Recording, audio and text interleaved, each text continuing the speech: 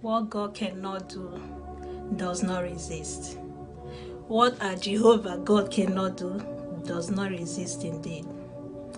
My name is Amara. I'm making this video from the United States of America. The testimony today is actually centered on my father-in-law. Around the last half of last year, my father-in-law got very sick, as in he was always sick. It was always one thing or the other, from one hospital to the other. Almost every month, every week, it's always from one thing to the one issue to the other. Eventually, he started having this passing out frequently. He used to have it before once in a while, but eventually it got so bad, like he got so often, frequent.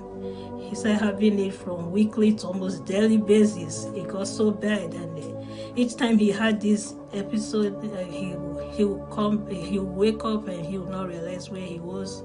I always took time to wake him up. They would shout and scream, and even the neighbors would come in and everybody would help. He would still be past that. Most times he wakes up in the hospital, and when he wakes up, he's so confused, he doesn't realize what is happening. It really got so bad and scary.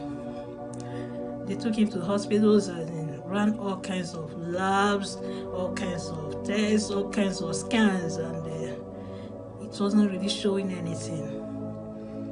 They did the brain scan eventually, and they came up with what they call the brain infarction, which is like a problem with the supply of blood to the brain, as in short supply of blood to the brain, mainly caused by maybe the vessels that are responsible for supply of such blood. When the vessels have problem to supply blood to the brain, so low supply of blood to the brain causes this brain infarction, which they said was the cause of the blackout that he was having.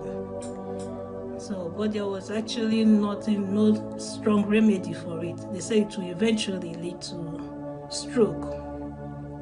We got so scared, we didn't know what to do, but we still kept praying for him and bringing him out to the Nsppd platform. Then on the 7th of December, I think the previous day before then, according to my sister-in-law, because the dad used to join her in listening to this prayer platform. So according to her, they were listening to it, and they were almost through. When he got to the testimony part, that she just stepped out, he had to have a shower or something. By the time she came out, the dad had passed out again.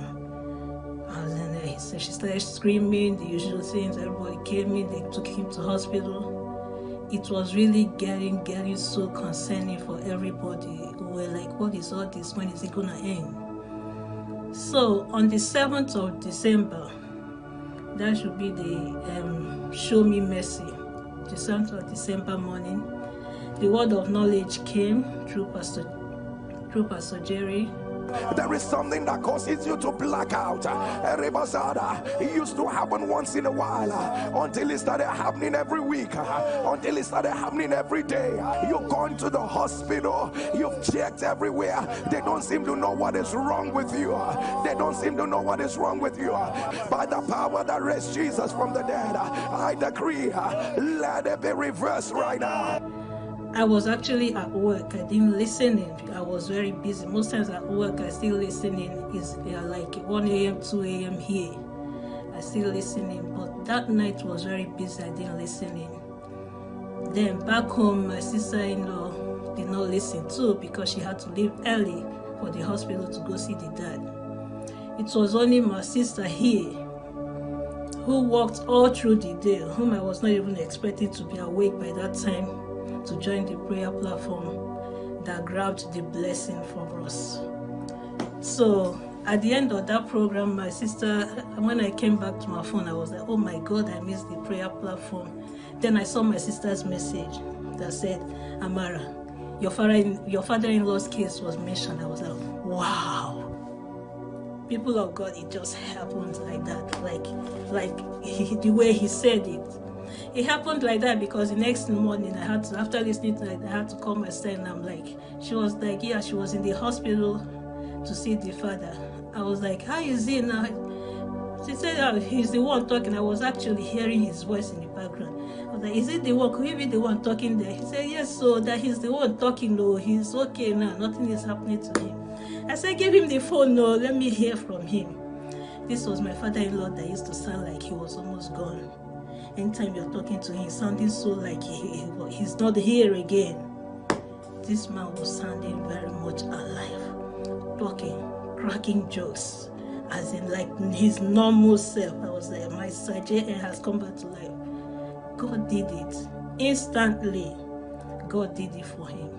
My father-in-law was discharged. He went back to the village. He went for the church service actually. But you know, this devil, the loser, he doesn't really know when to give up. He doesn't know when he's defeated. So according to my father-in-law, after the church service, that he went to ease himself. He said he didn't know what he stumbled on, and he fell face down. My father-in-law is like very tall, 6 feet. He fell face down from that height. He didn't black out though. He got up. He only sustained a bruise on the forehead, around here, that was all. He got up, he didn't black out, he didn't faint. He told the story himself, how he fell and how he got up. That is what God can do. This was someone that used to just sit, not doing anything, not walking, not struggling, not stressing, and he would just pass out. No fainting or passing out. Up till today, it's like exactly 3 months now, my father-in-law has not passed out again.